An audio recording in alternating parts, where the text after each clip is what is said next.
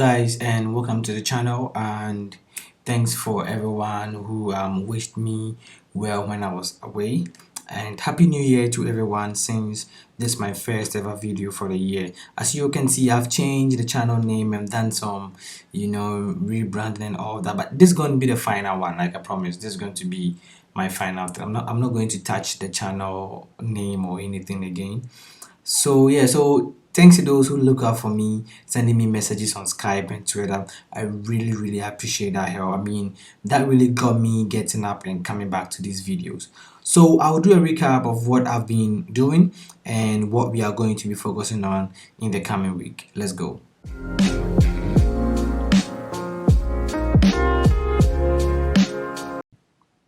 So welcome back. So I've been working seamlessly on new projects.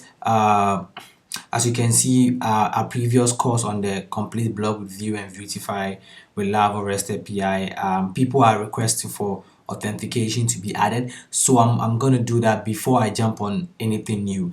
But I want this video to be targeted at front-end libraries. See, we have front-end libraries that are fully compatible with Vue.js.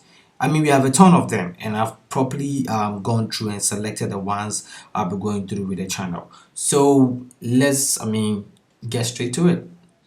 So yeah, so I prepared a slide for it. So I called it front-end UI libraries and framework, and we are going to look at them one by one. So the first one we're going to look at is Element UI. So Element UI is a front-end UI library or component library, and for me, this is my favorite front-end UI library for Vue.js.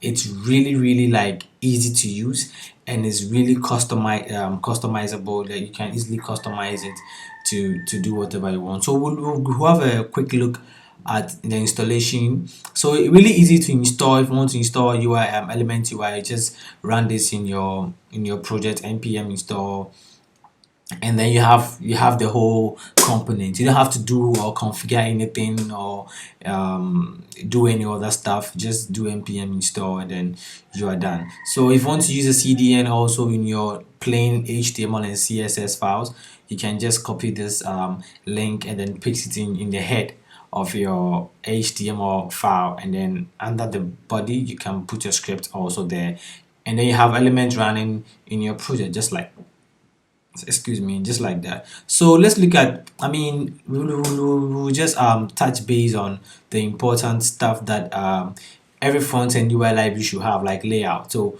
one of the best things I like about Element UI is that it's really easy to customize, and you don't have a lot of code like to write for the component. So this is a responsive layout, and you can see you specify a row that's el-row, that's element row, and then the getter means the spaces between the rows. So 10, you can make it 5, and the screen size is smaller screen, medium screen, large screen, extra large screens, and then that is it. So it's really simple to do. So we also have flex layout, so you can use flexbox also without having to worry about CSS flex and all that. So you specify the row, and then you just indicate that this is a flex type of row I'm implementing.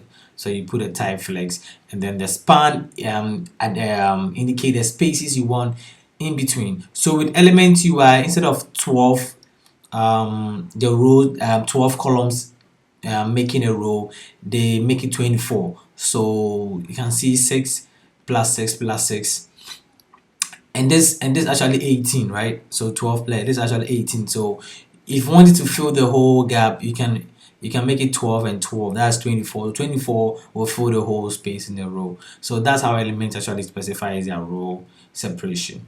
Yeah, so we look at let's look at their button. Their button is really kind of simple. So you just do L button and you're done. Like, you don't have to even do anything, no styling or anything. So if you want it to be green, like the primary that access that info, you just add the attribute of type to the element button, and that is it. So they also have disabled ones where you just add a disabled, you understand.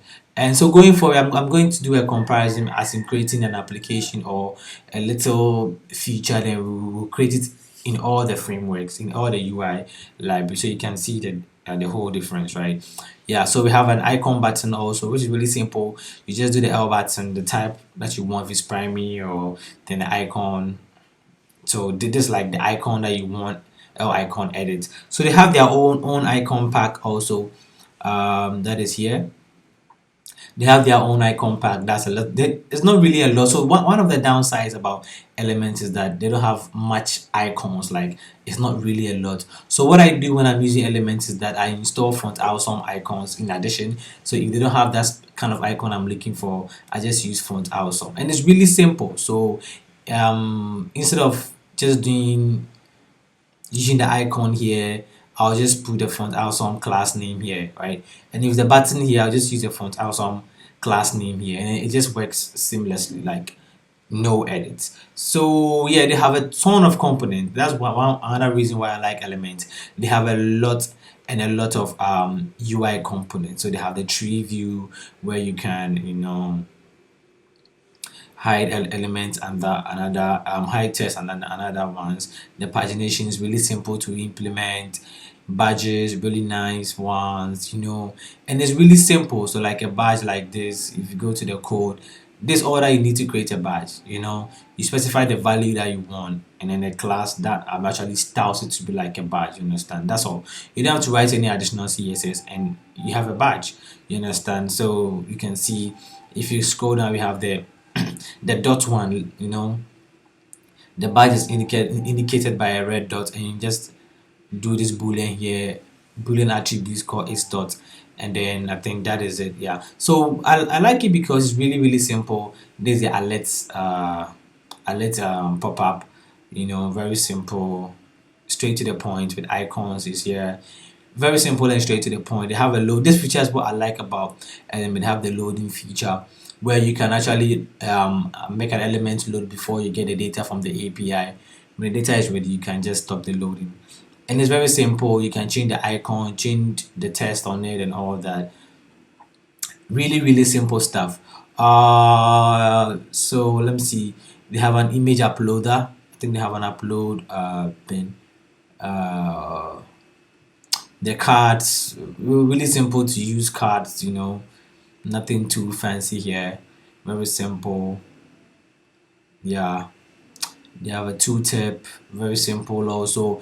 If you look at the code is what mesmerizes me. It's very simple. So just a tooltip, and you put the effect you want, dark or light, and then the content of the tooltip will be here. Placement, the top start, top end, and whatever. Then the real content of the tooltip. If the tooltip is a button, that's a span, it can be a paragraph, it can be any element that you want it to have a tooltip. And then we have the confirm. So in the pop-up, so I use this a lot when I'm creating dashboards and the delete. So instead of popping up on the screen, I just do a little pop-up here to confirm, do you want to delete this or not? And it's very nice. I like it. You understand? It's very clean. Yeah. So dialogue also works nice. You have a nice dialogue, and it's really customizable. So in the coming weeks, I'm going to be doing a lot of projects with it, and you can see how easy it is to customize Element UI. So I'm not going to waste my time, so you can check it out and look at their components and all that.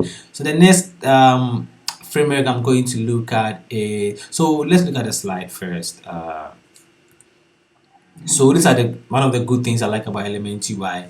It's ease of use. Has more components. It's lightweight, very lightweight. You don't have to do any stuff. It has much support. That means it's many people use it, so you can get support online on the Stack Overflow and all that. And it's very easy to customize. You can nearly edit the whole component into your own thing. And easy configuration of media query. So if you want to use it with mobile, if you want to customize it for mobile devices, it's very easy. So I think it's somewhere here. I think it's in the layout section. Yeah, so these are the media queries classes you can use. So you can hide an element based on the screen size. You can show them based on their screen size. So you can take a look at that also. So the next thing I'm going to look at is Framework7. Now Framework7 is really new. It's not, people don't really know about it. You understand? And I didn't even know. I just got to know about it recently.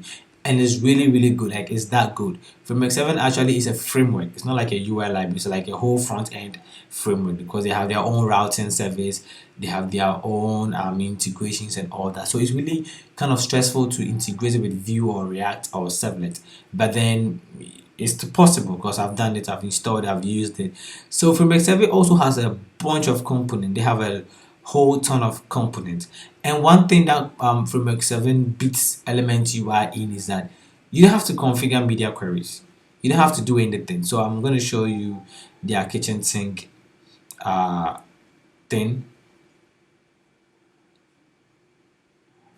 So what Framework 7 does is that depending on the phone you are using, they change the code, they change the design. So if you are using iOS, it's going to look different from someone who's on Android, and it's going to look different on someone who's on a desktop. You understand? So you don't have to worry about that. You just write your code, use the component, and then they just do that for you. So if you look at the buttons, if you go to buttons here like this, let's go to contact legs.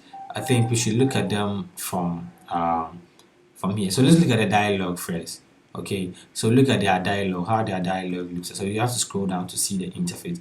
So you can see this shows like an iOS kind of dialog, right? When you're on Android, it shows different, you see, and when you're on a desktop also, the same dialog looks different. So they kind of give you a native feel. So it's more like if you are creating an app that is you want it to look more like a native application, then Framework 7 will work best for you, because you don't have to configure it for Android or anything. Once you write it once, the CSS at the background will know, okay, this device is an iOS. So when it's a confirm or it's a dialog or it's an alert, it's going to show like how iOS shows their alert. So you can see it right here like that. So it's really great. I like it a lot and has a lot of components.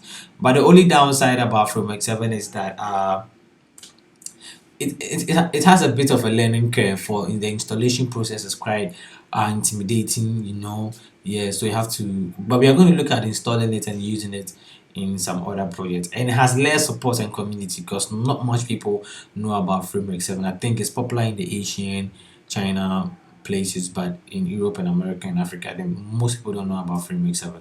So when you're using it, you have a problem, to be hard to get solution or help from other places.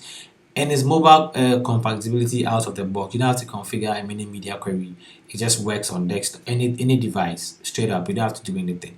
And it has a ton of components. You have a lot and a lot of components. So the next thing we are going to look at is VUESAX. Now, VUESAX, it's great. So I think I have it here. Yeah, VueSAX is really great. I like VueSAX. I like their clean look, but they don't have a lot of components. That's their only downside. They don't only have just a few components compared to Element UI and Framework 7.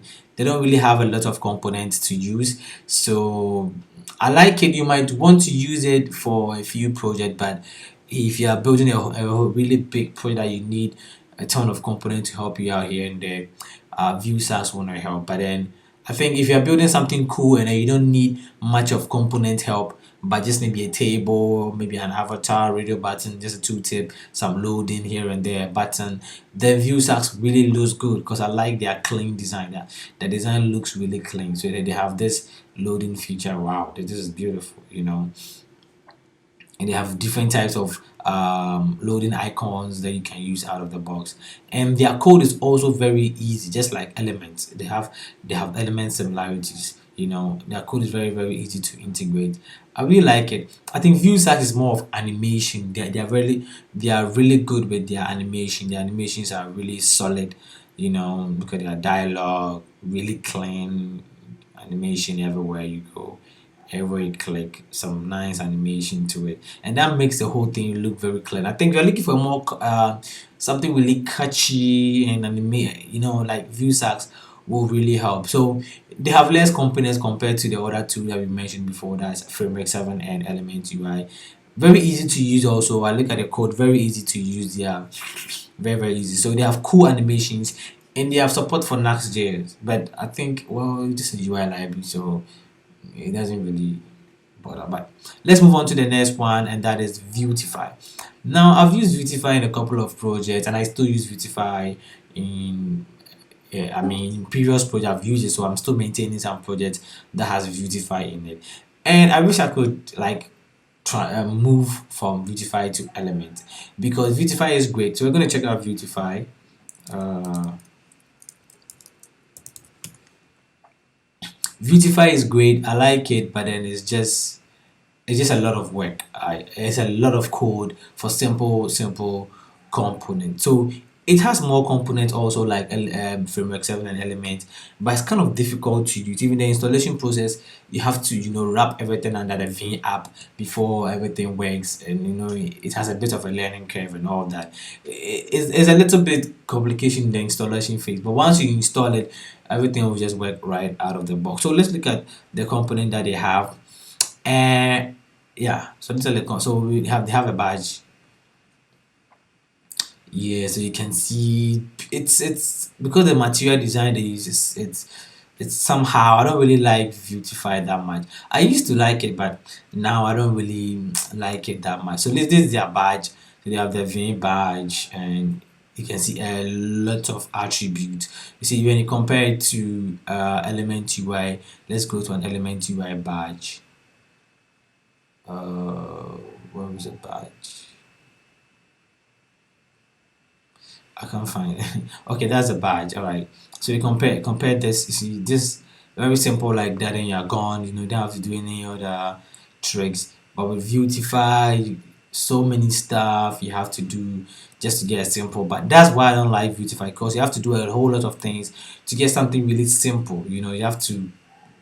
So these are cards. You can see elevation 2. That's like the shadow around it. You understand?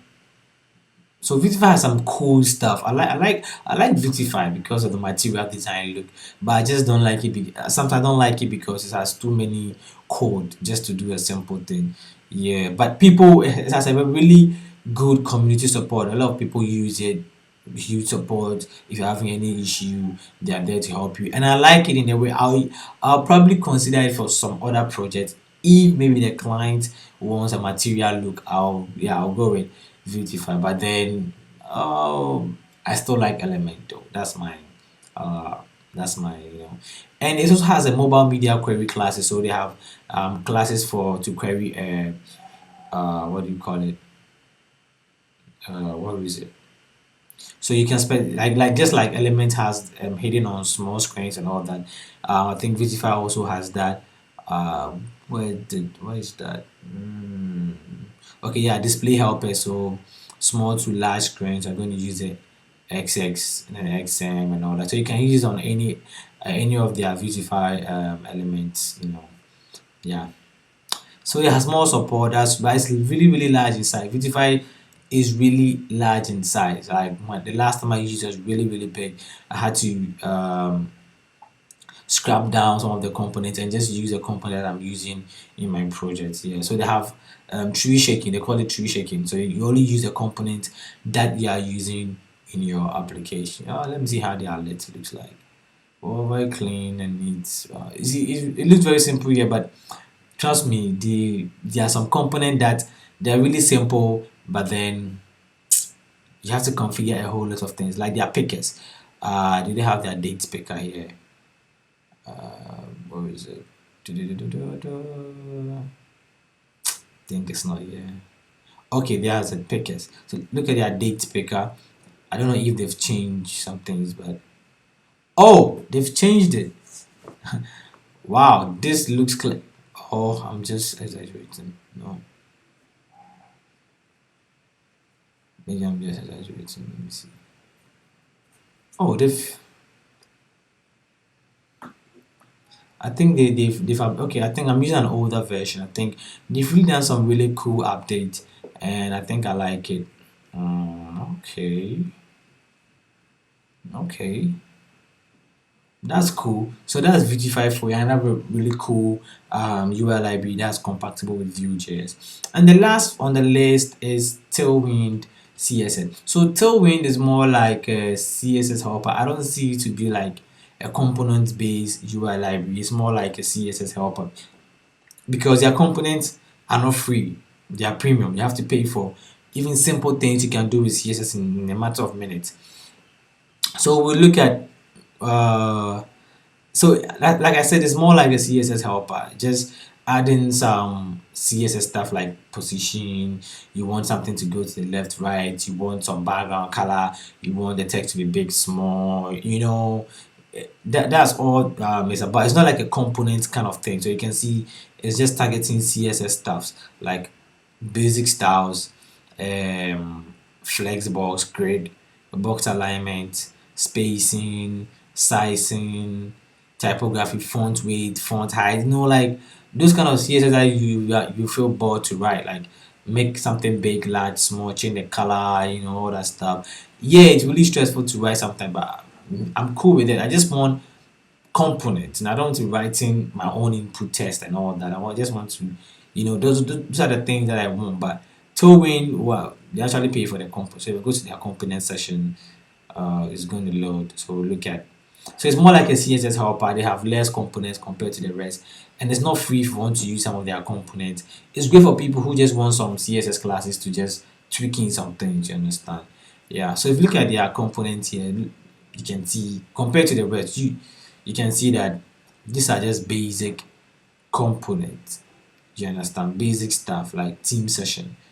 I just want to use something in the team session. You can see it's locked, so you have to actually pay to view. Yeah, so I think Tailwind is the last on the slide. I'm not going to save this. All right. So Tailwind is the last the last UI library on the slides that we just talked about. So you can see for yourself and see which one you go with. For me, I recommend maybe Element or Element, Vuetify, or Framework7. I'm going to actually use Framework7 a lot in my current project because I'm trying to work on something that have a native kind of feel. So I'll be looking at Framework7 a lot. I'll be looking at how I can make it really easy for me to use. I've already used it in my past workplace where I just got laid off in one of my works, and I've used it there, and I have experience with it, and I know it's really great. Okay, so we'll be looking at Tailwind, we'll be looking at Element UI, and maybe Vuetify. But if you're looking for something really cool and saucy and animation and not too much component, then VUESAX will really do. So what we are going to do is we're going to create a simple app, the same app in VUESAX, in Element UI, in Vuetify, and in Tailwind. And you're going to tell me which one was more easier to implement, and then you choose which one or which of the UI libraries or framework you want to go with. And I'm sure you guys are going to love Framework7 because it's really that like saucy. You understand? Yeah, so this brings me to the end of this video. Alright, so I think this is Tailwind, so you can see this is a component they are selling, team components, so you can lay out your team in this form. I mean, this is really easy. You just do a flex box, you just put them here. I mean, this is like a minute thing, you understand? Yeah, nothing too fancy here for me to pay for. So you can see if you want to use all the application UI components, you have to pay 149 USD for a year, per year, right? It's not that much, but then come on, man, there are other competitors who are doing it free, right? So why don't you just go for free? So this will be the end of the video, but you can check them out for yourself and see which one you want to integrate in your new project. Don't be writing components from scratch because front end is more than just the design, the look. Understand, there are more to it than that. So this front end UI library will actually help you to overcome that stress of writing CSS from scratch and all that. My favorite is Element UI, Framework7, and Vuetify. The rest are good, but I don't see myself using it in any big projects or anything like that. So thanks for watching, and I'll catch you in the next video.